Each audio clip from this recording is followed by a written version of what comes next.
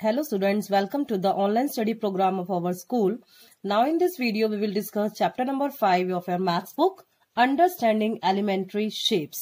यानी कि कौन कौन से शेप्स होते हैं, उनके क्या क्या रूल्स रेगुलेशंस हैं, वो हम इसके अंदर पढ़ेंगे मैथमेटिक्स के अंदर.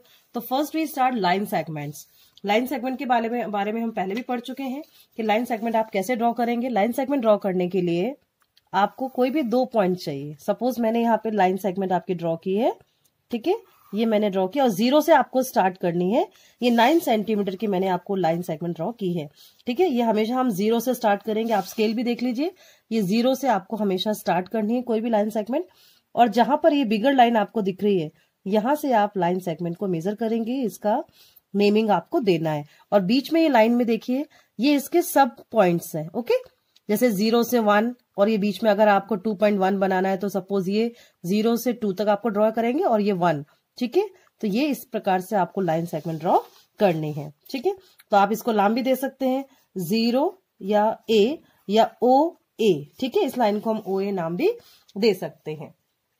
अब जो लाइन सेगमेंट आप ड्रॉ करते हैं उसका लिखने का तरीका क्या है. जैसे सपोज मैंने यहाँ पे लिखा OA, तो ये आपकी हो गई लाइन, ठीक है. अब ये लाइन है, ये आप कोई सी भी 2 पॉइंट बना के आप कोई सी भी लाइन सेगमेंट को मेजर कर सकते हैं, ठीक है. अगर आप सपोज AB बनाए हैं, फिर नेक्स्ट आप दूसरी कोई और लाइन बना सकते हैं, ठीक है. इसको आपने नाम दिया PQ. तो ऐसे आप कोई भी लाइन सेगमेंट मेजर कर सकते हैं, ठीक है. तो कभी भी आपको मेजरमेंट में कोई प्रॉब्लम नहीं आएगी. नेक्स्ट, अगर आपको ये पॉइंट भी ध्यान रखने हैं कि कभी भी आप ऑब्जर्वेशन करें, ठीक है, तो ये जो लाइन के बीच में जो होंगे ये सारे मिड पॉइंट्स होते हैं, ठीक है. ये मैंने अभी आपको जो बताया, ये ऐसे मिड पॉइंट्स, ठीक है. ये मिड पॉइंट्स आपको मेजर करने हैं किसी भी लाइन सेगमेंट के अंदर. ओके, तो इस प्रकार से आप ये लाइन सेगमेंट ड्रॉ कर सकते हैं. Okay, thank you. We discuss exercise 5.2. First question is, what fraction of a clockwise revolution does the hour hand of a clock turn through when it goes from? जब आप किसी भी clock के अंदर clockwise direction में move करते हैं तो आपकी जो आर हैंड है वो किस प्रकार से मूव होगी. सपोज फर्स्ट आपको दिया है 3 to 9. अगर आपको 3 to 9 मूव करना है वॉच के अंदर, देखिए क्लॉक है, ये 3 to 9 आपको अगर मूव करेंगे क्लॉकवाइज डायरेक्शन में, ठीक है, तो ये आपकी क्लॉकवाइज डायरेक्शन है. ऐसे मूव करेंगे तो कितने राइट एंगल बनेंगे. तो आप देखें यहाँ पे 2 राइट एंगल आपके बने. एक राइट एंगल ये वाला बन गया और एक राइट एंगल ये वाला, ठीक है. तो ये 2 राइट एंगल आपके इसमें बनेंगे. नेक्स्ट है, अगर हम 6 to 3 मूव करते हैं, यानी कि 6 से आप क्लॉकवाइज डायरेक्शन मूव किया और ये कहां पहुंच गए, हम 3 पर पहुंच गए, ठीक है. तब आपके कितने राइट एंगल बनेंगे. तो देखिए आपको एक आपका ये राइट एंगल बन गया, एक यहां से आपका ये राइट एंगल और एक ये, दैट मीन्स 3 राइट एंगल्स हमारे बन गए, ठीक है. तो ये आपकी क्लॉकवाइज डायरेक्शन है. और एंटी क्लॉकवाइज डायरेक्शन में आपको इस तरह से मूव करना है, ठीक है. यहां से आप मूव करेंगे. नेक्स्ट है, where will the hand of a clock stop if it, आपकी जो हैंड क्लॉक है कहां पर खत्म होगी अगर हम स्टार्ट करते हैं 12 से and make half revolution clockwise, ठीक है. अगर हम 12 से स्टार्ट करते हैं, ठीक, यहां से हमने स्टार्ट किया क्लॉकवाइज डायरेक्शन में, ओके, और कहां पहुंच गए हम, हाफ रेवोल्यूशन. तो देखिए 12 से हाफ रेवोल्यूशन यहां आया, तो ये क्या आ गया आपका 6. तो हम कहां आके रुकेंगे, 6 पर आकर रुकेंगे. नेक्स्ट है हमारा, which direction will you face if you start facing. अगर आप स्टार्ट करते हैं डायरेक्शन में, जैसे कि अगर east and make half of a revolution clockwise, ठीक है, तो पहले हम अपनी जो डायरेक्शन है वो फाइंड आउट कर लें. सपोज ये आपकी डायरेक्शंस मैंने यहाँ पे लिख ली, यहाँ पे नॉर्थ, ये साउथ, ये ईस्ट और ये आपका वेस्ट, ठीक है, ये आपका. अब देखिए आपको ईस्ट, यहां से आपने ईस्ट मूव किया, ठीक है. ईस्ट से क्या है आपको हाफ रेवोल्यूशन, तो ये हम चले क्लॉकवाइज. यहां हम हाफ रेवोल्यूशन आपको यहां कंप्लीट होता है, तो ये कौन सी डायरेक्शन आ गई आपकी, वेस्ट, ठीक है. तो इसका आंसर क्या आएगा, वेस्ट. हम कहां पर आके रुकेंगे, वेस्ट डायरेक्शन में आके रुकेंगे. अगर आपको एंटी क्लॉकवाइज डायरेक्शन में जाना है तो आप इस प्रकार से डायरेक्शन में मूव करेंगे, ठीक है.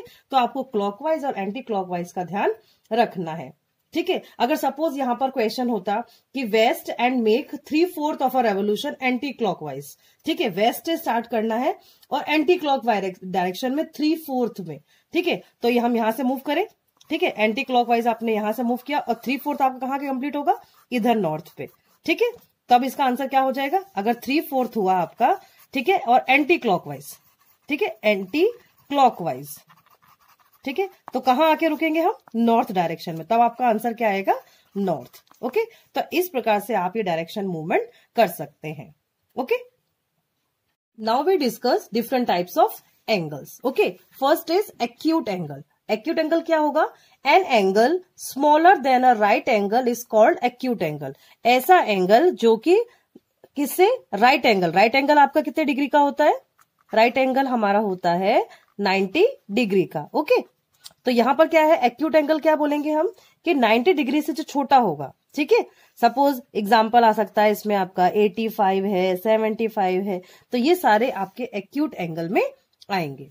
नेक्स्ट है ऑब्ट्यूज एंगल। ऑब्ट्यूज एंगल कौन से एंगल होंगे, ग्रेटर देन 90 डिग्री, यानी कि if an angle is larger than a right angle but less than straight angle, but वो स्ट्रेट एंगल से कम होना चाहिए, उसको हम ऑब्ट्यूज एंगल कहते हैं। जैसे कि आपका एग्जांपल है, ठीक है, 125 अगर हम लेते हैं, ठीक है, अगर हमने लिया है 140, ओके, या हमने लिया 95 डिग्री, ठीक है, डिग्रीज आपको लगाना है एंगल्स के अंदर, तो ये आपके होंगे ऑब्ट्यूज एंगल।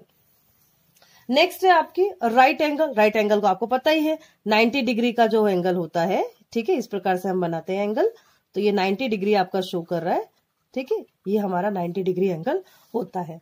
नेक्स्ट है आपका स्ट्रेट एंगल।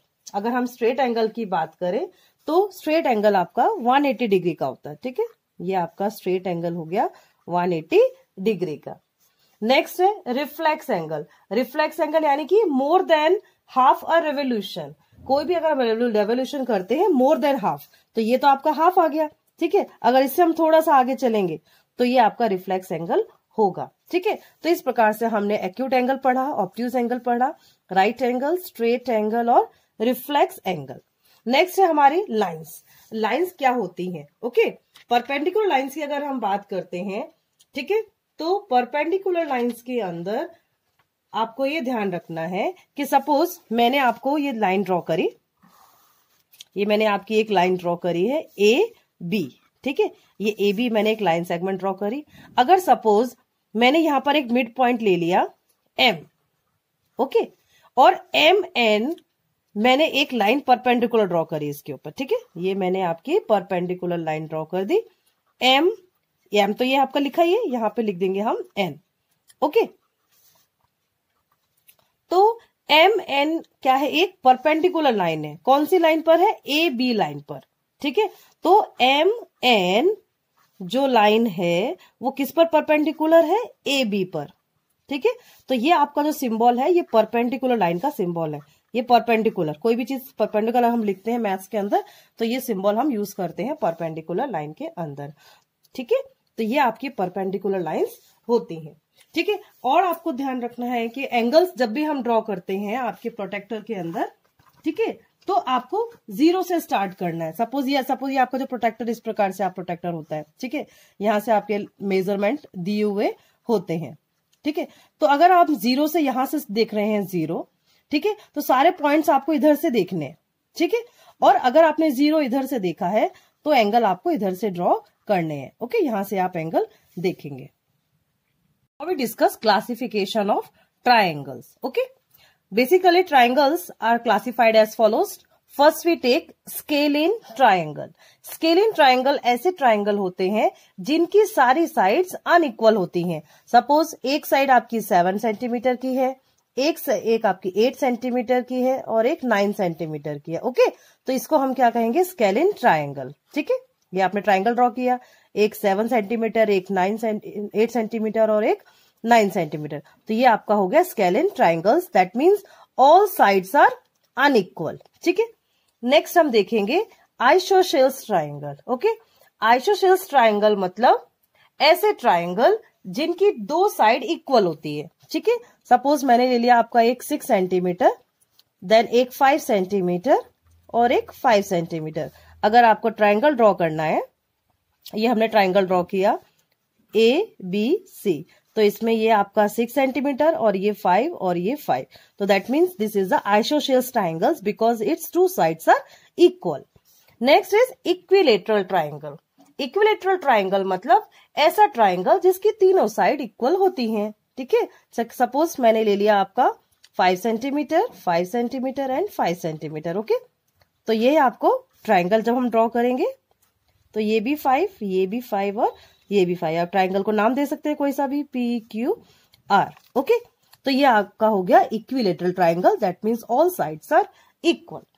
नेक्स्ट है हमारा acute angle triangle. Acute angle triangle की हम बात पहले भी कर चुके हैं, यानी कि ऐसे एंगल जो कि 90 डिग्री से छोटे होते हैं उनको हम एक्यूट एंगल कहते हैं। ठीक है, यानी कि इसके अंदर अगर हम ध्यान रखेंगे तो in each angle is less than 90 degree. तो ऐसे ही अगर ट्राइंगल के अंदर भी यही बात आपको ध्यान रखिए कि जो सारे एंगल होंगे ये ट्राइंगल के अंदर, ये वाला एंगल, ये एंगल, ये एंगल, ये तीनों एक्यूट एंगल होंगे, यानी कि तीनों 90 डिग्री से छोटे होंगे। नेक्स्ट है ऑब्ट्यूज एंगल ट्राइंगल। ठीक है, ऑब्ट्यूज एंगल मतलब if any one angle is greater than 90 degree then the triangle is an obtuse angle. ठीक है, अगर कोई सा भी इसमें से एक एंगल 90 डिग्री से बड़ा होता है तो वो ऑब्ट्यूज एंगल ट्राइंगल होता है। ठीक है, ये आप ऐसे ड्रॉ कर सकते हैं। ठीक है, तो ये जो एंगल है ये आपका ऑब्ट्यूज एंगल हो जाएगा, ये बड़ा है, आप इसको नाम दे सकते हैं ABC। ठीक है, तो ऑब्ट्यूज एंगल मतलब ऐसा एंगल जिसकी कोई भी एक एंगल 90 डिग्री से बड़ा होना चाहिए। नेक्स्ट है आपका राइट एंगल्ड ट्राइंगल। ठीक है, राइट एंगल ट्राइंगल का मतलब होता है कि if any one angle is the right angle then the triangle is right angle. अगर किसी भी ट्राइंगल के अंदर एक जो एंगल है वो 90 डिग्री का होता है, जैसे ये 90 डिग्री का है, तो इसको हम क्या कहेंगे, ये राइट एंगल ट्राइंगल है। ओके, समझ में आया बच्चों? तो ये हमने क्या क्या पढ़ा, ट्राइंगल्स के बारे में पढ़ा, स्केलिन ट्राइंगल्स पढ़े, आइसोसेलेस ट्राइंगल्स पढ़े, इक्विलेटरल ट्राइंगल पढ़े, एक्यूट एंगल ट्राइंगल पढ़े, ऑब्ट्यूज एंगल ट्राइंगल पढ़ा हमने, और राइट एंगल ट्राइंगल पढ़ा।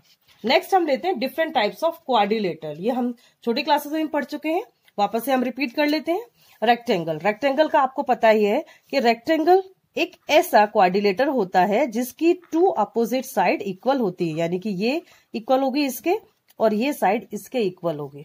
ठीक है, तो इसको हम रेक्टेंगल कहेंगे। सपोज ये 2 सेंटीमीटर है तो ये भी 2 सेंटीमीटर होगा, ये 5 है तो ये भी 5 सेंटीमीटर होगा, यानी कि रेक्टेंगल के अंदर अपोजिट साइड्स इक्वल होती हैं।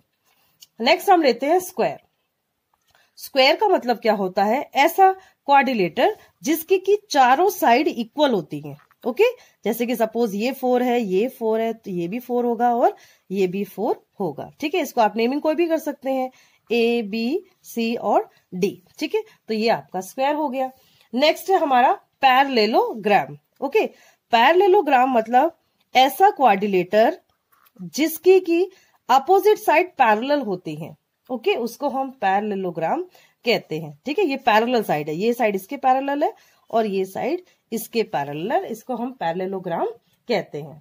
ठीक है, नेक्स्ट है आपका रोम्बस। ठीक है, रोम्बस अगर हम सेट स्क्वायर की बात करें, ठीक है, तो रोम्बस आपका जो है इसकी भी देखिए ये आपका रोम्बस हो सकता है, इस प्रकार से हम इसको रोम्बस ड्रॉ कर सकते हैं। ठीक है, नेक्स्ट है आपका एक ट्रेपेजियम है, ट्रेपेजियम। ठीक है, ट्रेपेजियम क्या होता है, ऐसा क्वाड्रिलेटर जिसकी टू जो पेयर है, जो अपोजिट साइड है वो पैरेलल होती है ट्रेपेजियम की। ठीक है, तो समथिंग ये पैरेललोग्राम जैसा ही आपको इसका लिख सकते हैं हम कि पैरेललोग्राम जैसा ही ये होता है। तो इसकी जो अपोजिट साइड होती हैं वो इसकी पैरेलल होती हैं। ठीक है, तो आप ट्रेपेजियम कैसा भी ड्रॉ कर सकते हैं ऐसे। ठीक है, ये जो अपोजिट साइड होती हैं वो पैरेलल होती हैं ट्रेपेजियम के अंदर। ठीक है,